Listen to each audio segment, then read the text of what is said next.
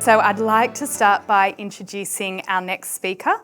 Karyn Walsh is the CEO of Micah Projects, I hope I got that right, and is a passionate social justice advocate with 40 plus years of experience. A former nurse and youth outreach worker, Karyn has held leadership roles in various social justice organisations. She was awarded an honorary doctorate and recognised with multiple honours for her work. Please welcome to the stage Karyn. Thanks, Karyn.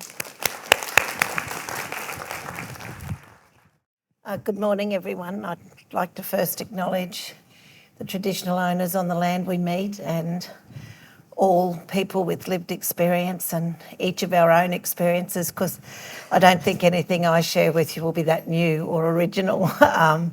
When we talk about collaboration, it's one of those things that you've got to keep up for a lifetime and hopefully succeed sometimes and learn from when you fail. And I'm sure many of you have had lots to do with collaborative experiences or work. So we are, Micah Projects is a social justice organisation. We work across homelessness, domestic violence. We are committed to trying to work on equity and social change in areas like parents who are parents being partners in a child protection system. We're part of the Advanced to Zero campaign with the Australian Alliance to End Homelessness. We have done a whole bunch of stuff on health, which I'll share some of it with you. We're funded by our local PHNs and by hospitals and Queensland Health for different parts of the projects that we try and fit together. But one of the reasons, and family support is something, and family and children homelessness, that since COVID we've never seen grow as rapidly as it is. So I think what we see in the world of homelessness, it's like a mirror reflecting back to us all the cracks in society and the systems that are not working for people. And it's sort of horrifying to me that we have 250 families living in motels with over 40% of children under 5. And if we went across Australia, that would be thousands. And it's a hidden problem that often we just don't know. So when we talk about equity, it's what we see and what we know and what data we have and what's shared and what's not shared. And I think every community has to really look deep, like you are here, into what are those pockets of inequity that we really have to unravel. So for us, why, as a homelessness, we don't only do homelessness, but why have we really focused on healthcare and homeless? It's really because of what we saw on the street, what people told us about their health, their wellbeing, what they wanted. And, you know, it's also looking at evidence and research, and those stats are just the kinds of conditions that people are dealing with. And we're really interested 20 years ago in making visible the primary healthcare needs of people, because often people associated homelessness with mental health, and it's true that some people have serious mental and persistent mental health, and other people their mental health deteriorates by living on the street or being homeless. So there's no one recipe. But what people were dying of was preventable conditions that if healthcare was closer, they would be alive. And we had several deaths in a row with around the house we worked in, around the streets we worked in, and that sort of motivated us to look at what can we do. So the Mater Hospital donated us a nurse. And we set up a hub that was called the Brisbane Homeless Service, and it no longer exists because the funding went for the rent. But that was the beginning of our journey of seeing what having a clinician in the space, because we're all social services. So we really started exploring what does integration mean for healthcare and services, which is really about our two different disciplines working together. And social services can mean anything from responding to loneliness, community connections, case management, transport, all the social determinants of health are clear. But as you all know, our funding contracts are not clear. So what you can and can't do according to where your funding might come is always a challenge for us. So when we sort of started, I think a turning point for me was seeing a man change his colostomy bag in Boundary Street in West End and thinking, oh my God, like he didn't have anything that he needed. We had to run into the chemist because the only bag he had broke. And it was this whole emergence of early discharge from hospital that was becoming more relevant to the people that we were seeing living on the streets. And then we didn't want to just respond in a way that treated people on the street, because when they got housed, we didn't want them to be fragmented and said, oh, now you're not homeless, we're not going to provide these services. So the healthcare was really, and our support services are really about that continuum of from people on the street to when they're housed. And we're very strong advocates for housing first, but we emphasise the word first, not only. We know a house on its own will not solve a lot of the issues and isolation that people will experience when they get a house. So it is being committed to that continuum of service from the street to someone actually having a home, being connected with community and their family again, and being able to live healthy and well, whether that means managing whatever illnesses they have and helping them manage that as the best they can, but recognising that people have a lot of challenges that mean they can't always be independent and self-reliant. So how do we create a system that creates a healthy interdependence for people as they make transitions? So in the challenges of setting it up, obviously we decided we would do a GP clinic, and we learned a lot about deciding to do that. And obviously the funding issues around Medicare, although the announcements this weekend might help. It's probably people who would know more than me. But we really needed the clinical work. And I know there's a lot of advocates, we're all talking about needing more than clinical work. Well, the people we work with don't even get the clinical work. So we really needed that shared understanding of what a person needs to manage whatever their primary health conditions are. And, we have found you need a bit of money from the state. We can do MBS billing because we've now set up a accredited clinic. And the reason we needed that is that we couldn't find a lot of voluntary doctors. We have had great volunteers, but not to the scale that we believe we need. And we called it inclusive health because we wanted it to be inclusive health partnerships, and the partnerships that we needed to be able to actually make a difference. Now, that doesn't mean we all do the same thing. And if anything, what I've learned about integrated responses is we not all learn to stay in our lane, but work together with people in another lane. We don't all just do the same thing and say we're collaborative and moving forward, but it's a lot easier said than done.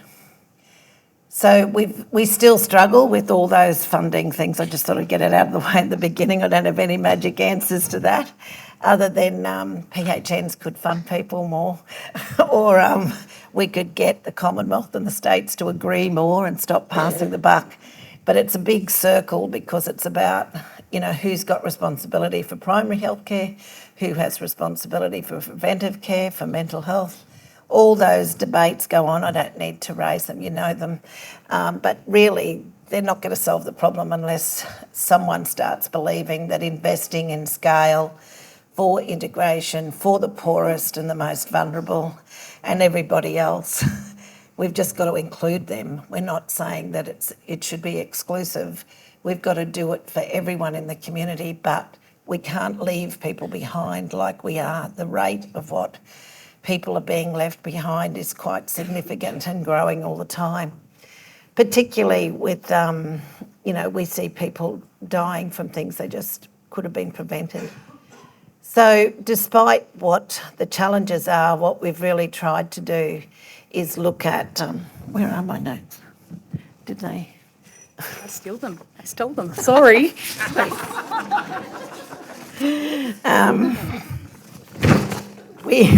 We have looked at integrating health and social services as our key bit and looking at how you include clinical and social determinants of health, because the people we're talking about are very sick in some cases, and others we want to prevent them from getting very sick. And that's a range from people with palliative care coming out of prison with 3 weeks to live on the street. Well, what are we doing? You know, like, we're not going to be able to solve that, but we can give him good care before he dies and a house so he could die with dignity. So I think that we've now developed a number of partnerships, and where we started with a nurse and a voluntary doctor in a homeless service, we quickly realised that we needed more clinical space for the clinical practitioners to do what they needed to do with the quality they needed to do it.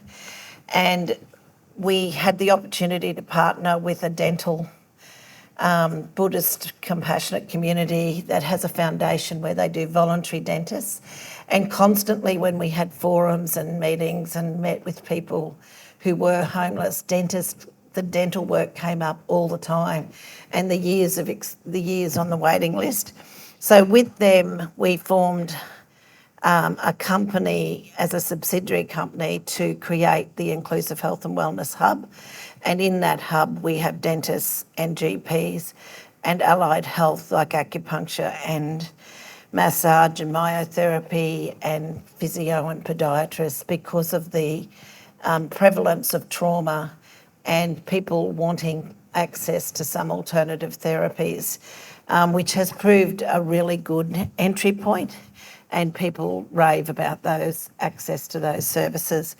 We then have the connection with the hubs that are specialist. I won't go into them, like homelessness, domestic violence. We're partnering with hospitals who are funding and referring to us people from frequent presentations to ED, with the goal of reducing their presentation. And we're really trying all the time to get a continuum of care, which is where we struggle probably most to get. You know, we have 2 nurses when we could do with 15 or something. So going to scale. Briefly, I think we've learnt there are 5 strategies. 1, co-location does work, and sometimes that's all that's needed, is that you have a space in a hub that someone visits and it's set up for what they need, whether it's a GP or a nurse or anything else, any other podiatry. Collaboration, which is really about building stronger partnerships to plan and work together about what we need. And integration is where we are sharing the infrastructure, which might mean an IT system. It might mean that we're co-employing with a multidisciplinary team, like we do have nurses in our outreach teams at night and during the day, with our community and housing workers. And you're sharing some way of sharing the data of what we can bring together. We partner with universities, and the data-led investment really is about trying to scale up what we do and understand what works and what doesn't work.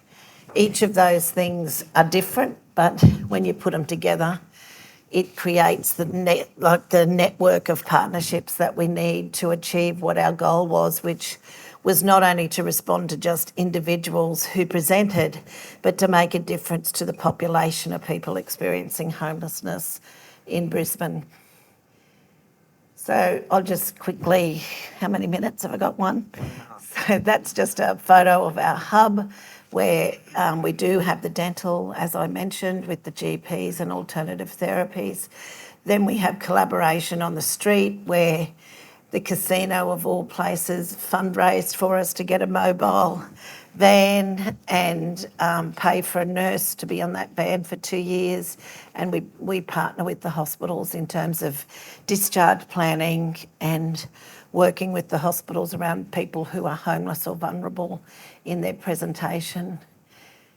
With data, we use a common assessment tool, like through the Alliance to End Homelessness. We have been part of using what is referred to as the AVID, and that data does tell us some of the health conditions that just give us indicators. They're self-report. It's telling us these are the indicators of people's health care and what we need to do about it. We've partnered with research and evaluation. We've got a pile of research about cost benefit. No one listens to it. Well, occasionally you have a breakthrough about it's not saving anyone's money because cost avoidance we say now, not cost savings. So I've got told so many times it's not in their bank account. So, but we are avoiding costs in the hospital because people aren't presenting as frequently. And we've got a lot of evidence, and I know other people do, but somehow it's not making the breakthrough that it needs to. And we've had data-led investment that we've just got funding for a new hub in Caboolture, which is a lower socioeconomic area, for a women and girls hub based on the experience that we've had in Brisbane. So that's it.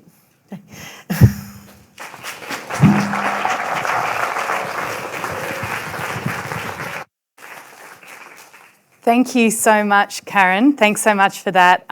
Really appreciate your presentation. We're just going to see if we can quickly fix something here on the screen. I just wanted to comment that, I was blown away by what I can see to be your sheer tenacity in just getting people to come together to really help those most in need. So, I think it's sometimes so easy to feel kind of let down by the systems and let down by the funding and the processes and the politics. And you've clearly just kept putting one foot in front of the other, trying to find those right partners to make sure that no one is left behind. And that takes a lot of creativity and compassion. And I think that's one of the things that we probably need to be aware of in the next step of this journey is how do we continue to get creative? How do we continue to find our compassion for each other? It's not pitting people against each other, or communities against each other, or anyone against each other. It's just trying to get as creative and compassionate as we can be about trying to make progress in this area. So thank you.